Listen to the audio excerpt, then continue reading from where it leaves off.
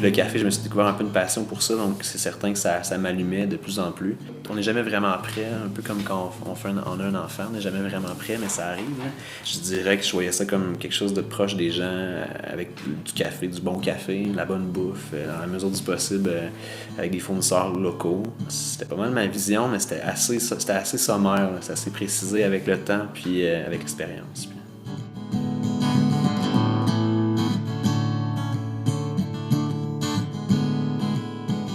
À la base de tout ça, c'est un voyage au Costa Rica en Amérique centrale qui est la Mecque, une des Mecques du café.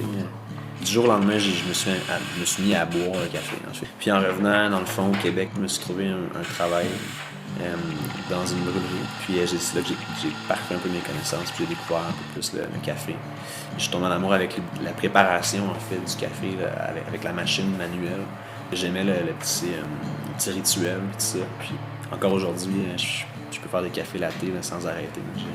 En ouvrant un café aussi, on voulait offrir un menu qui était intéressant, mais on voulait renforcer beaucoup l'idée aussi bien pour consommer un café. Dans l'idée d'avoir un commerce, dans le fond, de proximité avec des produits de provenance locale, là, je me suis même questionné sur le café. Moi, j'ouvrais un café, mais le café, on ne peut pas se le procurer au Québec. Là. Fait que c'est certain que j'ai constaté d'avoir du café équitable, bio, première des choses.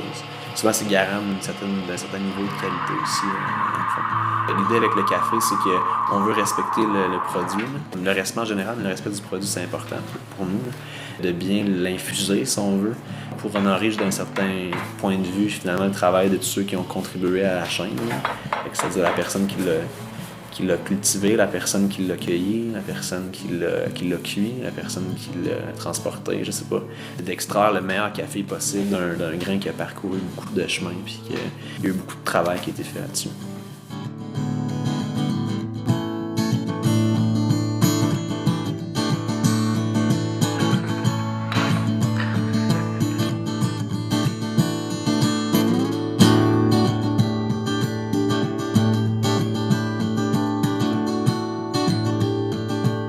Moi, j'ai eu un coup de main d'un ami qui était chef de cuisine à ce moment-là, puis qui m'a vraiment aiguillé sur les recettes de sandwich à la base. Puis c'est sûr que moi, il y avait toujours une idée dans le fond de la bouffe ou des fournisseurs locaux, puis aussi les aliments de saison. Fait que c'est certain qu'on s'est aligné pour ça, pour le choix des menus puis tout ça. L'important, c'est que ce soit bon. Nous, on fait les sandwichs gourmets, fait que ce soit un peu différent du traditionnel jambon, beurre, ou bref. C'était vraiment ça l'idée, mais c'était pas tout à fait défini, en fait. On s'est démarqué dès le début, il y avait pas vraiment d'offres dans le quartier, fait que il y avait une grosse demande avec les gens des soins de la santé, fait que c'est certain que le menu midi rapide, santé, ça parlait aux gens du quartier, fait que c'est sûr que ça aussi, ça a fait en sorte qu'on a fait évoluer un petit peu le menu. Je pense qu'une fois de temps en temps, il faut prendre du recul, regarder un peu ce qui est accompli. Il faut toujours revenir à ses valeurs foncières. Ben, c'est certain qu'on parlait de respect tantôt, mais je pense que la valeur ultime, c'est respect. Respect au sens large. Respect des gens, c'est-à-dire des gens, des clients, des employés, respect. Respect du produit, évidemment. Donc, c'est des choses qui orientent un petit peu nos décisions après ça. Après ça, la proximité. La proximité aussi, au sens large, encore une fois. On est un commerce de proximité, mais on est aussi proche de nos clients. On est proche entre nous autres, on est une équipe tissée, serrée. Fait que, la proximité, l'environnement, ça va comme de soi. Consommer local, c'est respecter l'environnement. En fait, à mon avis, à moi, c'est la première chose à faire. Consommer dans son quartier pour aider la planète. La valeur ajoutée, ce qu'on veut ajouter à notre produit, c'est l'espèce de la plus-value, en fait. C'est avec quoi les gens vont partir en plus de leur café latte. On va avoir des étudiants, des personnes plus âgées, des retraités, des jeunes familles, des personnes seules, des couples. On est bien dans le vivre et laisser vivre, là. Donc nous autres, les enfants sont bienvenus, c'est sûr, puis ça met justement de la vie, puis ça contribue à l'ambiance, en fait, du tassé. C'est très éclectique, mais je pense qu'on se rejoint tous justement sur des valeurs.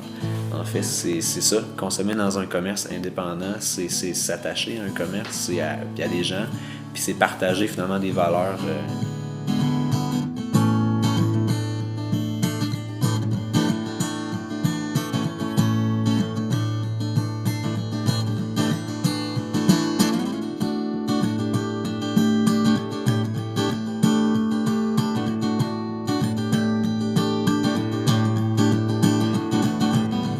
peu importe comment ça va évoluer, ce projet-là, comment ça va aller, moi, les contacts, les rencontres que j'ai faites, c'est probablement ça qui a le plus de valeur dans tout ça. C'est ça qui me rend le plus heureux, je pense, puis le plus fier.